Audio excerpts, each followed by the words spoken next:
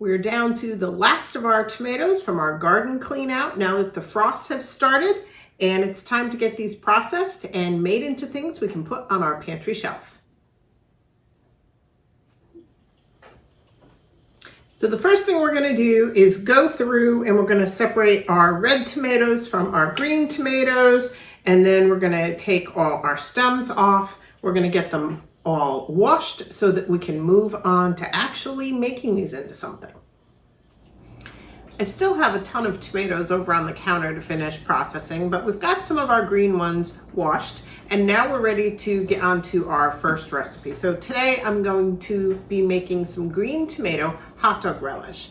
Now I'll get into the exact amounts in a little bit, but first I've got to process up my green tomatoes, and I'm going to dice those up. I'm also going to be using Cubanelle peppers. I'm using 3 of those. You can use bell peppers or Cubanelles. You can combine green and red if you want a little extra color. I'm using 2 medium-sized onions, a clove of garlic that are also going to get diced, and then we'll be adding ginger. We've got celery seeds, cinnamon sticks, we've got whole cloves, we've got pickling crisp, vinegar, brown sugar, dry mustard, and we'll be using both pickling salt and regular salt. Now that I have my 6 cups of finely chopped green tomatoes, we're going to get those into a bowl because we're going to be prepping this to sit for about 12 hours. So I'm probably going to let it just sit overnight. I have, like I said, my 6 cups of green tomatoes, and in here, again, finely chopped, and I just use my food processor. You can do this by hand if you want, are my 3 peppers and my 2 medium onions. So I'm going to add them to the bowl as well. Now, recommendations on this is that you either use a glass bowl or a stainless steel pot. You don't want to do this in anything aluminum. So let me get the rest of these in. And like I said, you could substitute if you want some red in here. You could, instead of having just green peppers, sweet peppers, you could use red bell peppers if you wanted to add a little bit of color. But I'm okay with this being just a green relish because once we add the mustard later, it's going to get kind of a yellow hue to it. All right, so now that we have this in, what we're going to do is we're going to sprinkle our salt. And this is our pickling salt, and we're using a 1/4 cup. So we're going to put that all over the top. I'm just going to mix that in a little bit.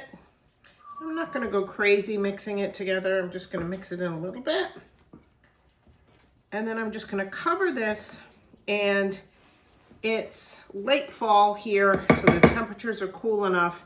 I'm going to just put this on the counter and let it sit overnight. You want to keep it 70, 75 degrees. You don't want it hot. You don't want it real cold, so you don't need to put it in the fridge. But I'm just going to put this on the counter and let it sit overnight, and I'll be back with you tomorrow. It's the next morning, and we have our mix ready for the next step. So our next step is going to be to take this over to the sink. We're going to pour it into a colander. We're going to drain off all this liquid. We're going to rinse it with cold water. We're going to squeeze out any extra liquid that's left. We're going to set this aside, and then we'll move on to our next step. Well, now we're ready to make our spice bag. So I'm going to be using some cheesecloth, a bit of string, and that is going to hold our cinnamon sticks, our celery seed, and our cloves. So let me get that cut and ready, and I'll show you what we're going to put in it. So I cut my strip of cheesecloth. I folded it in half so it's double thick. I've got 1 cinnamon stick that I broke in half that I'm going to put in the middle. And then to that, I am just going to add a teaspoon of whole cloves, and I'm going to add a teaspoon of celery seed. You can see the celery seeds are fairly small, so that's why we're doubling this cheesecloth up. Then I'm just going to bring up the sides, bring up the ends, and I'm going to take my string, and I'm just going to tie it around this, and there we have our spice bag. So now that this is finished, we're going to go get the rest of our ingredients into our pot. Now that our spice bag is done, we're going to move on to our mix of vinegar, ginger, ground mustard, salt, brown sugar, and some garlic. We're going to put all that together with our spice bag into this pot. I'm going to start by hanging my spice bag. Now you can just drop the spice bag in. I'm just using a regular office clip and I'm clipping it to the handle on my pot. Makes it a lot easier for me to get it out later. So I've got my spice bag. Next, we're going to put in 2 cups of just a distilled white vinegar. Then I'm going to put in 1.5 cups of lightly packed brown sugar. That in. I'm going to add a teaspoon of crushed garlic, a tablespoon of ground mustard, a teaspoon of salt, and that's just a regular table salt. And then I'm going to do a teaspoon of ground ginger.